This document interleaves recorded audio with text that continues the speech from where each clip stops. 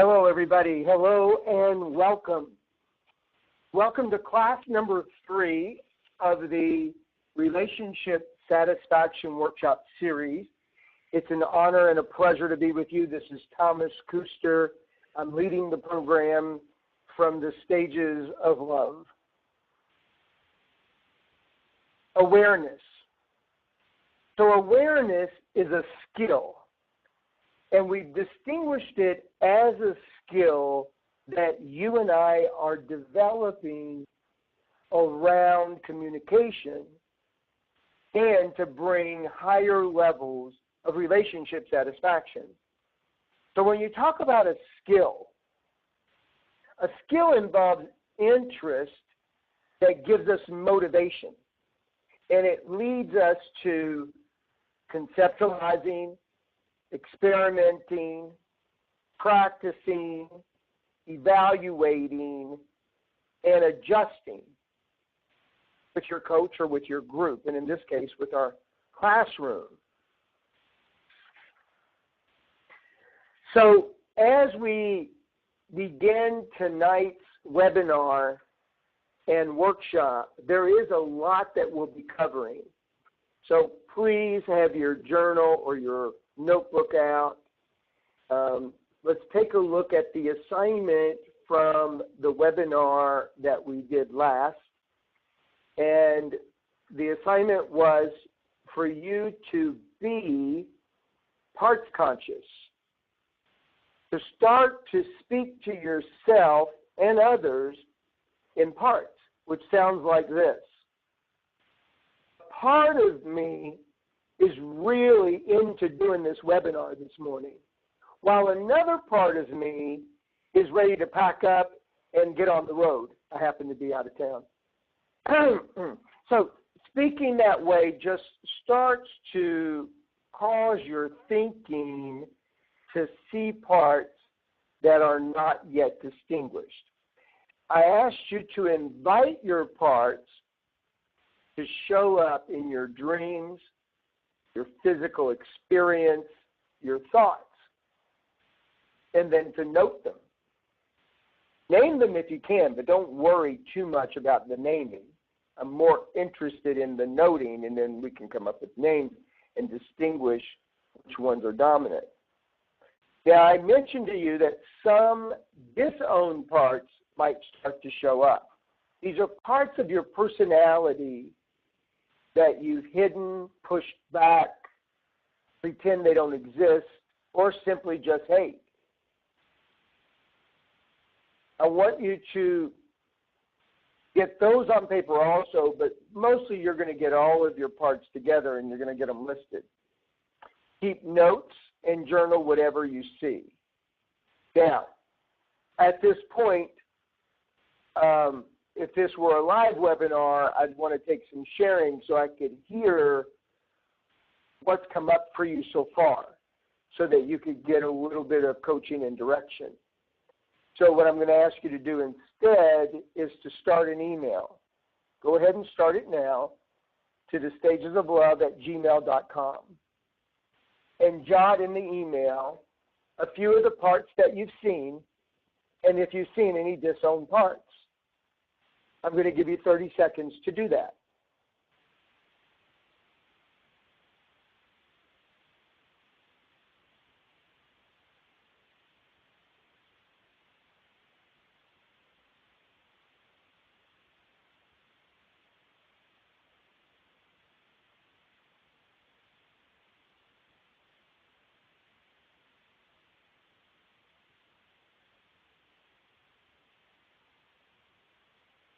Very good. Now, I had asked you in the beginning to form a buddy, a communication buddy, somebody who's either doing the webinar with you or interested at least in participating at this level to support you.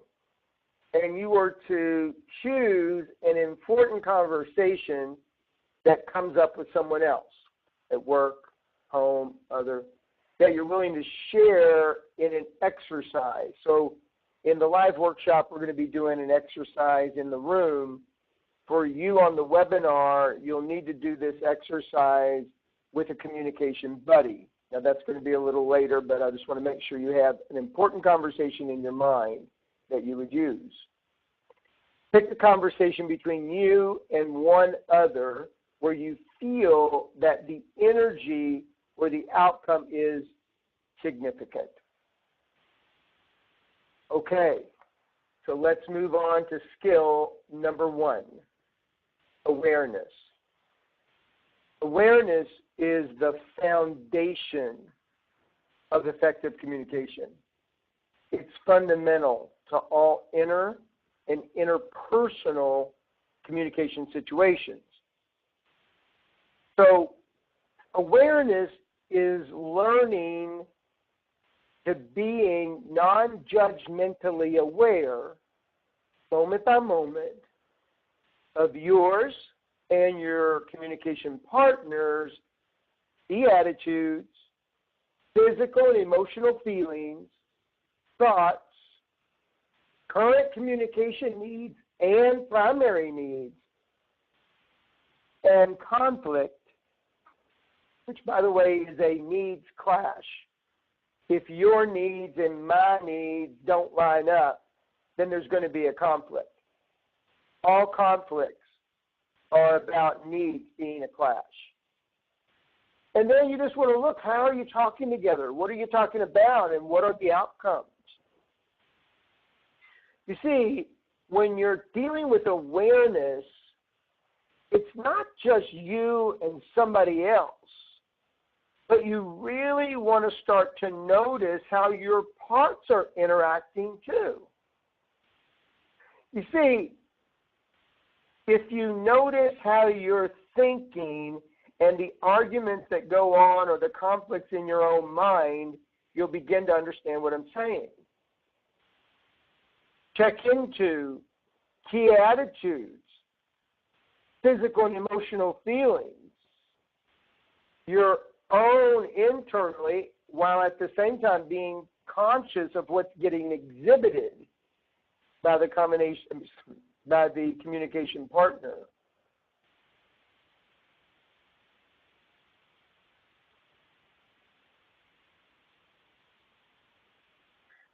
So in the beginning of the program, I distinguished 3 barriers to the experience and the expression of who you really are, and that is pure love and life energy. Those relationships are the relationship to your personality parts, which you're going to start to see more and more. Your relationship to your families, your current family, but a lot of times when I talk about family, I'm talking history, where you come from, how you grew up, your caregivers, those relationships, and then ultimately your relationship with others. See, altering these relationships, and in this order, is the access to the fullest expression of yourself. That is being who you really are. Self-love, pure love, life energy. And when I talk about self-love, of course, I'm not talking in a narcissistic way, but really in an authentic way.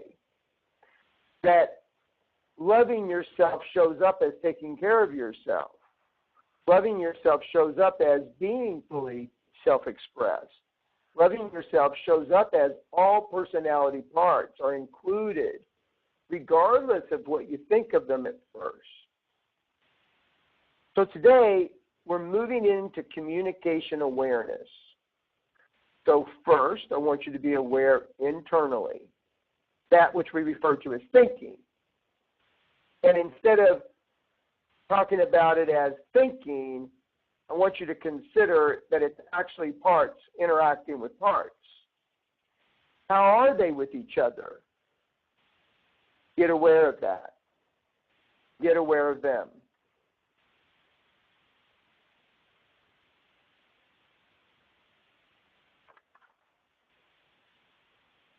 All right, now we're shifting gears just a little bit. Everything that we're talking about today all points to awareness. But the practice that we're taking on today is called empathic listening. That is, listening or hearing with your heart. So let's talk a moment about the heart. You see, the heart is 73% neurons, so it's extremely intelligent. In fact, the heart sends more information to the brain than the brain sends to it. The brain speaks in pictures while the heart speaks in emotion and feelings. Stephen Covey says, being understood by others is the greatest need of all. I think Werner Erhard presented it as being gotten is what we all most desire. Stephen Covey describes empathic listening as reflecting what a person feels and says, in your own words, to their satisfaction, so that they feel heard and feel understood. Empathic listening is not listening to advice. It's not listening to counsel. It's not listening to replay, refute, solve, fix, change. It's not listening to judge, agree or disagree, question, analyze, or figure out. Empathy, which means emotional identification, compassion, feeling, insight. One basic principle from Stephen Covey from the 7 Habits of Highly Successful People is to seek first to understand before being understood. So if you're going to practice empathic listening, when's the best time to use this skill? Well, when emotions are running high is a very good time to bring empathic listening. Think about this. When you or a loved one's emotions are running high, what do you need most? That's right, just to be listened to. Many times when your emotions run high, what you're saying isn't even that sensible. Maybe the person you're interacting with doesn't seem to feel understood. This is the time to bring empathic listening. Maybe you don't understand the other person. Good time to bring empathic listening. Another time that's good for empathic listening is when trust runs low in the relationship. Okay, so here's a few empathic listening starters. You may say something like, so, if I'm understanding you correctly, what you're saying is, or another good starter, what I'm hearing is, blah, blah, blah, blah, blah. Is that accurate? Another starter, you seem, fill in the blank. You must have felt, fill in the blank. You feel blank about blank. Those are some good empathic listening starters. Take a moment and think about a time when empathic listening may have served you.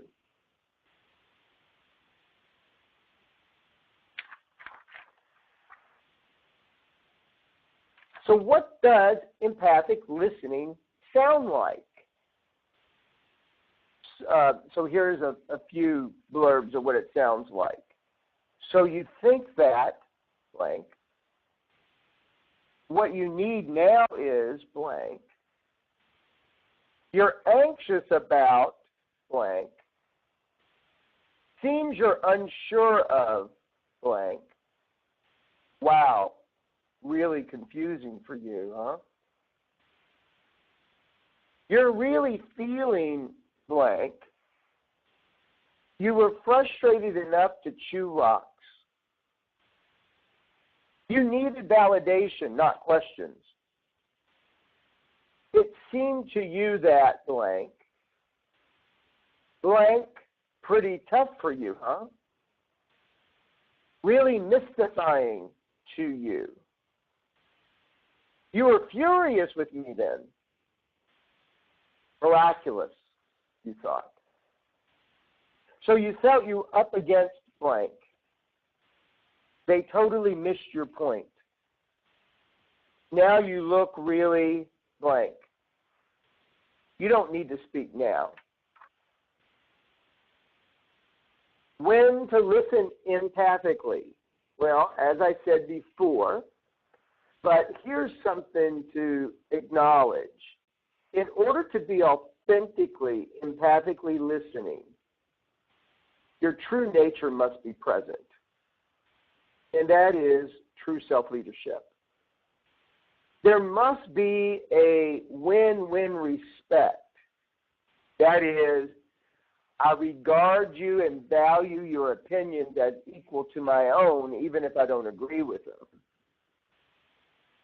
You're genuinely interested in your communication partner. You're not distracted or too distracted to focus now. That is, listening with all of you, all of yourself. And your communication partner's emotion levels are high. Until it becomes a habit, consciously choose this skill. When your true self is solidly guiding your other personality parts and you genuinely feel you and your communication partner are equals in human worth and dignity. What are the alternatives to that? Well, the alternatives are feeling superior or inferior to them. And when you're genuinely versus dutifully or sort of or strategically interested in your partner, and you're not too distracted to focus on them right now, and especially when your partner's emotion levels are high. When he or she's very emotional about something and can't really hear you for the moment.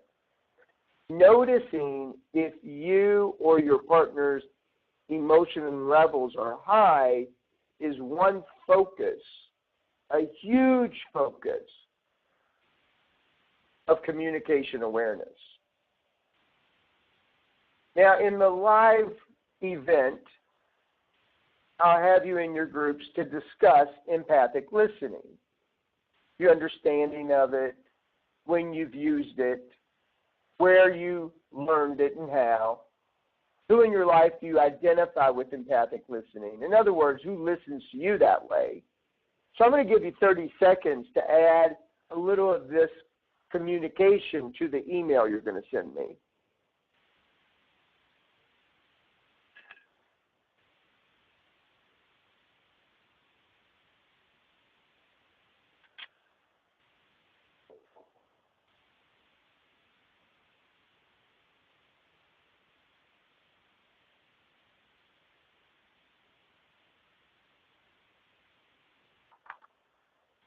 Okay, very good. Thank you. Now, shifting gears again, but keep in mind everything we're covering lives inside of the first skill called awareness. So now I want to discuss with you awareness bubbles. Talking about personality parts for a second. Some parts are self-absorbed. They don't have any interest or consideration for you, that is your true self, or any other part for that matter. In fact, they may not even know or be aware of your true self. Now, true self-leadership is the ultimate goal of our work. And as we move through the program, you'll bounce between dealing with communications happening internally and communications happening externally. Generally speaking, this is not the way people observe or become aware. This awareness is new. For the sake of practice, we're mostly going to work on communication partners, and this will expose some personality parts in action. And then as your coach, I'll be listening for parts showing up in your speaking and in your sharing and support you in actually getting that done. Now, in the live event, we are getting in partners and choosing an A and a B. The awareness bubbles, let's take a look at the premise here. Any perceived attitude or behavior in person A that causes a significant mental, emotional, physical, or spiritual effect in person B is communication. Intentional communication aims to fill one or more current needs. So when people communicate, each partner unconsciously maintains a flexible bubble of awareness. Of 4 types of bubbles, only one promotes effective communication by implying genuine mutual respect. See which of these 4 situations best describes typical communication sequences between you and key adults and kids. The first one person bubble. Each person focuses only on their own needs. Their awareness bubble includes only themselves at the moment. That is, my thoughts, feelings, body, and needs are all of these. Either partner may decode this one-person bubble as disrespectful, that is, being ignored by the other. Frequent one-person bubbles suggest a false self is in control. So an adult or child with a one-person bubble will frequently use words like I, me, my, myself, or mine. A monologue. Focus mainly on their own experiences, feelings, opinions, and needs. They talk or text nonstop and or repeatedly interrupt their partner to refocus on themselves. In a one-person bubble, you might give little or no eye contact to the communication partner, and you rarely ask your partner questions, or you might ask out of duty or politeness rather than real interest. Then there's the two-person bubble. People who maintain a two-person bubble will spontaneously use words like I, me, my, mine, myself, you, your, yourself, us, we, and our equally during a typical conversation. They consistently encourage dialogues, that is, two-way exchanges versus monologues. In a two-person bubble, you will seldom interrupt your partner unless he or she monologues, rambles, or repeats too much. Use or ask for hearing checks to confirm their understanding. And he or she will maintain a comfortable eye contact during a face-to-face encounter.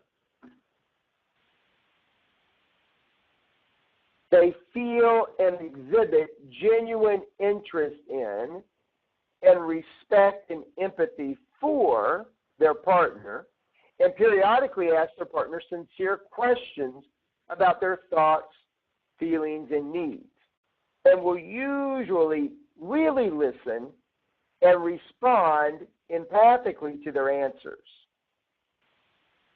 Now, when you're in a two-person bubble, true self is generally guiding you, and people experience a genuine versus dutiful, stable two-person bubble will enjoy and initiate conversations. They feel well heard and well respected and will feel comfortable with some disclosure and intimacy as the relationship grows. Now, noticing and discussing awareness bubbles is part of the powerful communication skills of awareness. And later in our series, Meta Talk. Meta Talk is when you and a communication partner discuss your communication skills. Now, requesting a partner to shift to a stable two-person bubble requires A, your true nature to be present. That is true self-guidance. B, fluency in assertion plus empathic listening plus problem-solving skills. Now, problem-solving skills is later in our program, but I just want to point to those now. And think of key kids and adults in your life one at a time and consider which of these four bubble types do you usually have for them. So take a moment and write down two key people in your life, a kid if you have one and an adult. And think of each one at a time and ask yourself, which of these four bubble types do you usually have with them? What might happen to your key relationships if you decided to coach yourself and invite other people to choose stable two-person bubbles together? See, if you notice, I'm going to go back. Here's one-person bubble, so you can see we're each in our own world. A two-person bubble has one person in their own world while the other person is being two-person bubble. So reading the screen, one partner has a one-person bubble, and the other partner is equally aware of the thoughts, feelings, and needs of each of them. And he or she has a two-person bubble. When either partner feels ignored, he or she may feel frustrated, disrespected, and stop listening, even though he might pretend otherwise. Then you have a no-person bubble, which is the third one. Neither partner is aware of their or their partner's current thoughts, feelings, or their needs. They each focus somewhere else, like the past, the future, or another person, place, idea, or event. As long as neither person needs to feel acknowledged or respected by the other, then they may mutually feel okay. Then you have two-person bubble, an important personal and business communication. This is the best option. So people who maintain a two-person bubble will spontaneously use the words, as I said before, equally. I, me, my, mine, myself, you, your, yourself, us, we, and our. And you'll consistently encourage dialogues. And you'll have hearing checks to confirm that you're understanding or being understood. And you'll really listen empathically to what's being said. True self will likely be guiding.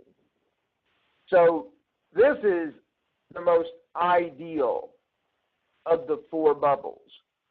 Now, as I asked before, take a look at your key people. Which of these four bubble types do you usually have with them? What might happen to your key relationships if you decided to coach yourself and invite other people to choose stable two-person bubbles together?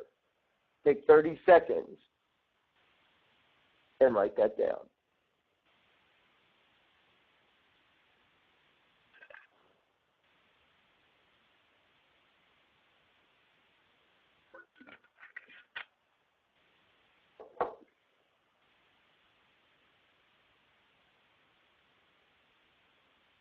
Very good. Thank you. Now let's just do a status check. Choose which of these best describes you right now. This awareness bubble concept has little, moderate, or great value. Write down your answer. You don't have to write down the question.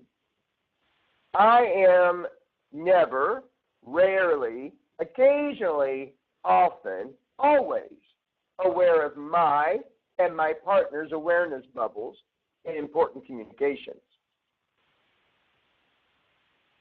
I am never, rarely, occasionally, often, always aware of my and my partner's respect messages in important communications.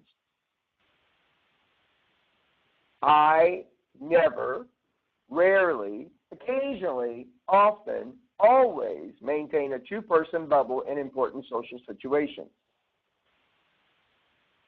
I am not moderately, very motivated to become more aware of awareness bubbles now. I want to share this concept now with blank. Who would that be? My true self is responding to this status check. If not, what personality part is in action right now?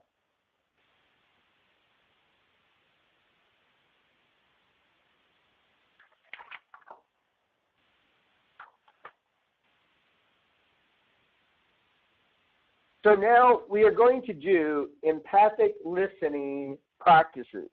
So choose an A and a B with your partner. A is going to speak and B is going to listen.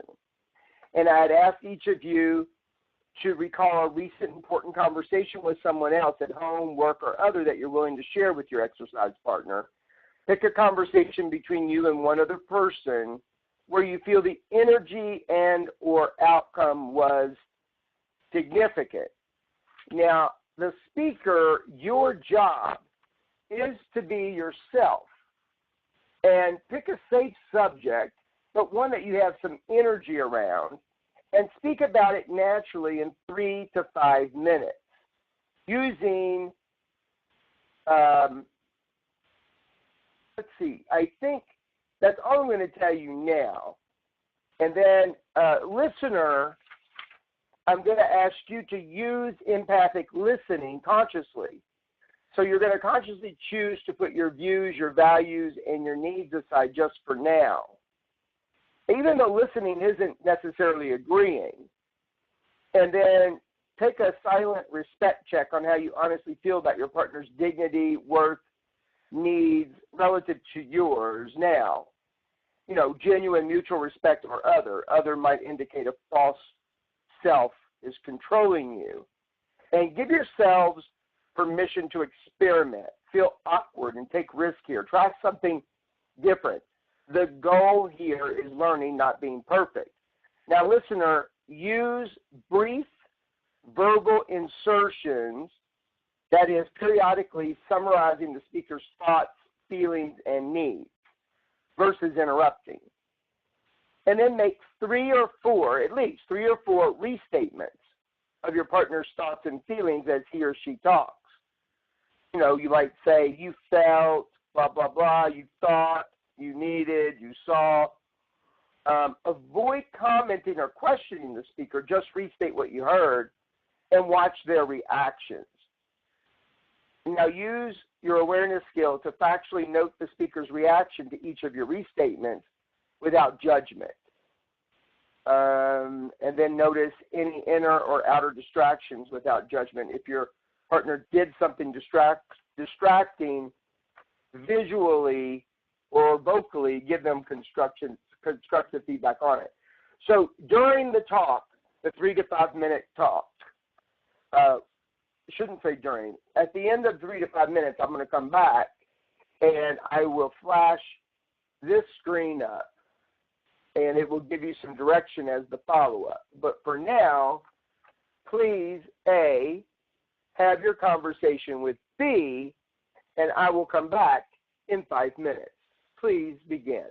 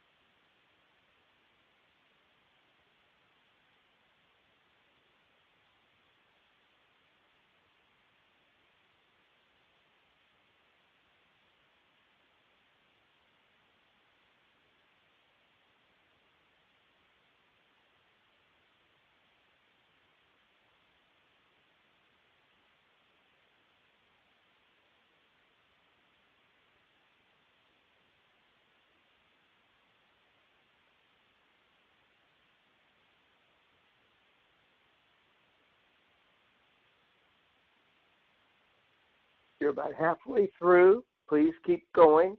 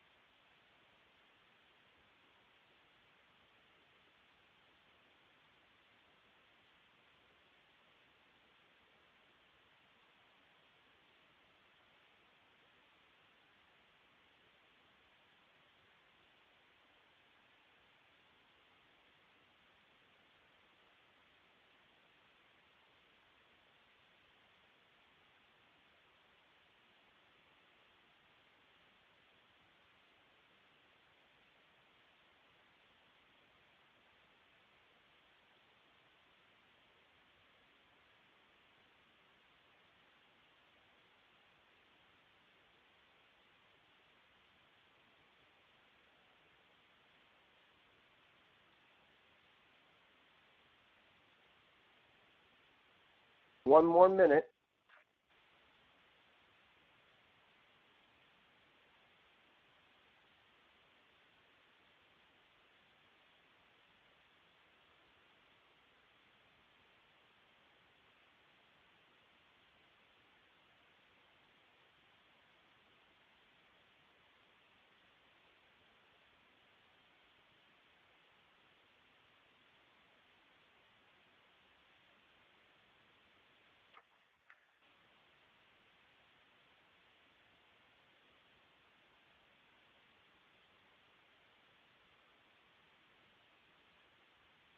Okay, very good. So now, speaker, use your awareness skills to give your listening partner some constructive but specific feedback on the following.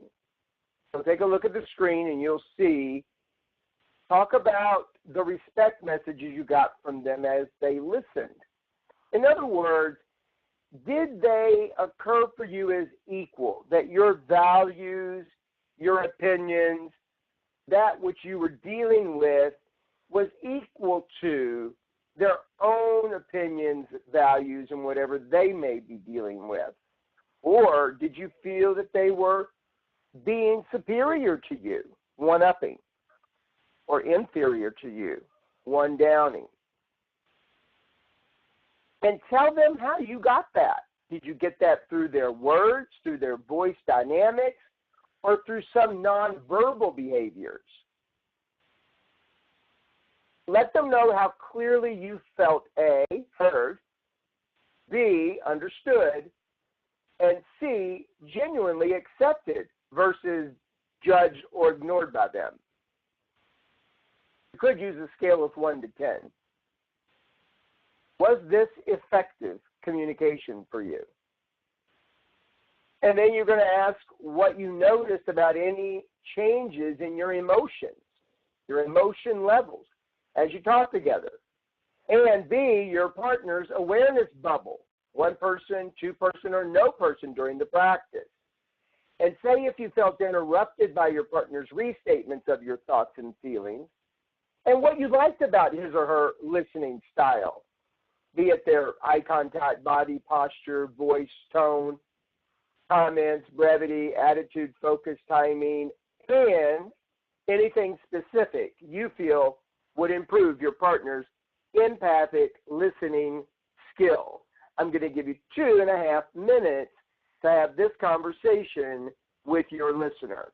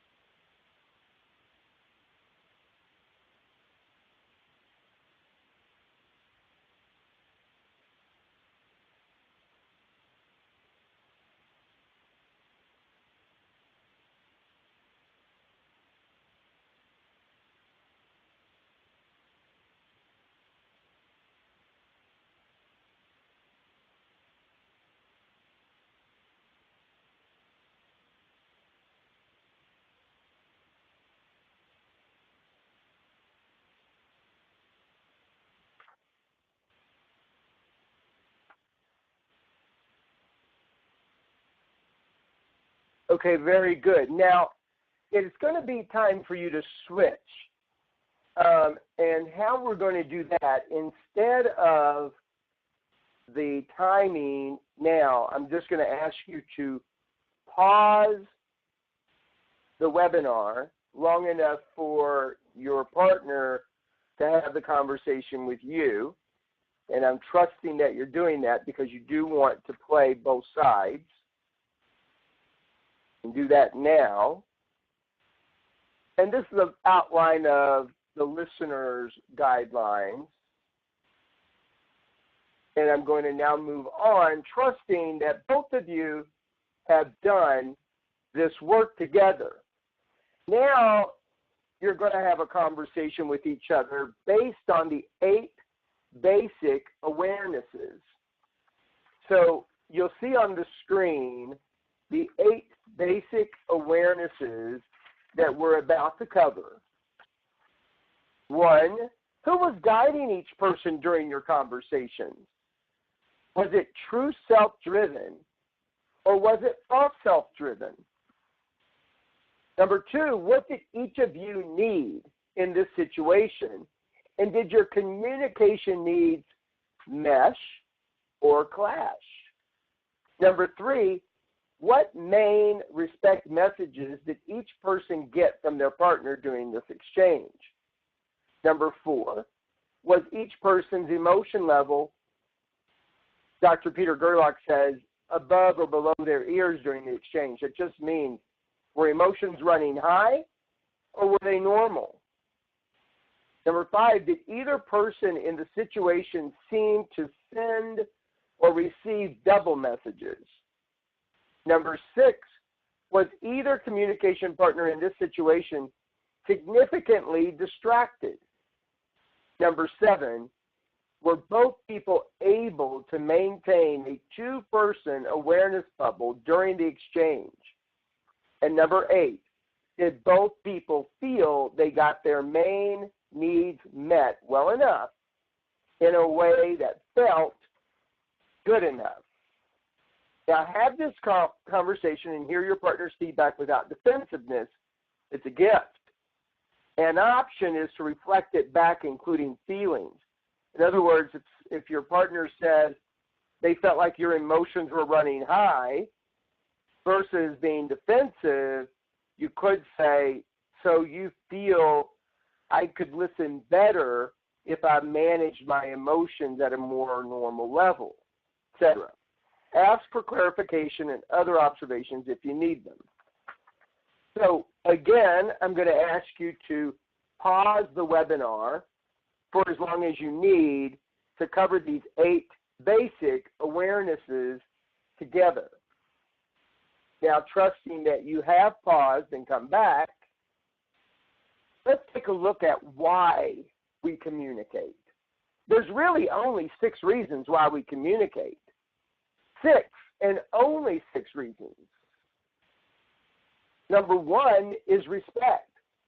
This is a universal need. Shame-based individuals, by the way, have trouble communicating with others without them being superior or inferior. Shifting the shamed personality part is necessary for effective communication. Number 2 reason we communicate is to give or receive information. Number 3 is to vent. Number 4, to cause action or to feel potent. Number 5 is to generate excitement, to escape boredom, or maybe there's a need for stimulation. And number 6 is to avoid discomfort. Now, I often get questions about that one, so I want to mention what this actually means. To avoid discomfort, sometimes people don't like when it's quiet, so they'll speak to interrupt the quiet. Now, there's 3 messages that we're always decoding. Mainly is respect messages. But we're also decoding what the other person seems to think, what they seem to feel, and what they seem to want or expect from us right now. Respect is something that we always need, that is constantly enough of. How our inner personality parts react to our other parts, like the inner critic, determines our self-esteem. So the need for respect, credible personal worth, and dignity is primal, powerful, and omnipresent in all people and in all situations. We need it internally and externally. When one doesn't feel enough self-respect and social respect, communication effectiveness plummets. What's your experience? Is that your experience? A major implication that I mentioned earlier is shame-based adults will have trouble communicating with others, especially those with low self-respect. Shame-based co-parents often unintentionally raise kids with low self-respect. It's the gift that keeps on giving. Take a look at your life. Think of someone you've had significant trouble communicating with, that is, filling your needs. Have you two ever talked together about how your inner and mutual respects affect your communication outcomes? This is especially tragic between parents and minor children.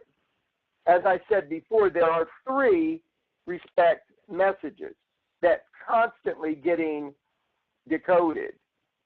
You seem to feel one up, superior. That means you care more about your current needs, opinions, and feelings than mine right now. This inherently feels disrespectful and brings fear to the inner family, that is your inner personality parts. You seem to feel one down, inferior. You care more about my needs, feelings than you do your own right now. It subtly invites discounting and disrespect. Number 3 there, you seem to genuinely value our respective feelings, worth, and current needs equally. When each person's dominant personality part consistently holds this attitude, their communication exchange can be said to be equal, or mutually respectful. Generally, when false self-control and you have low self-awareness, you and others will send or perceive one up and one down respect messages, and your communication effectiveness drops.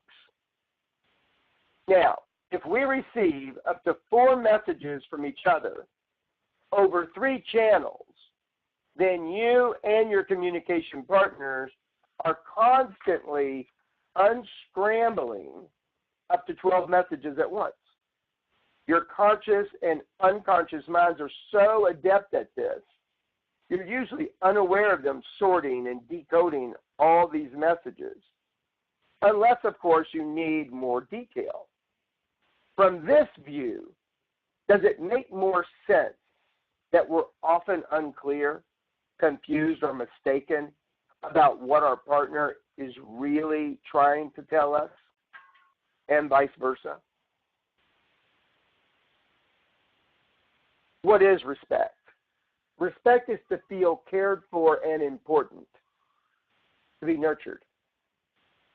Nurture, which I see I misspelled on this screen, is to fill emotional and spiritual needs.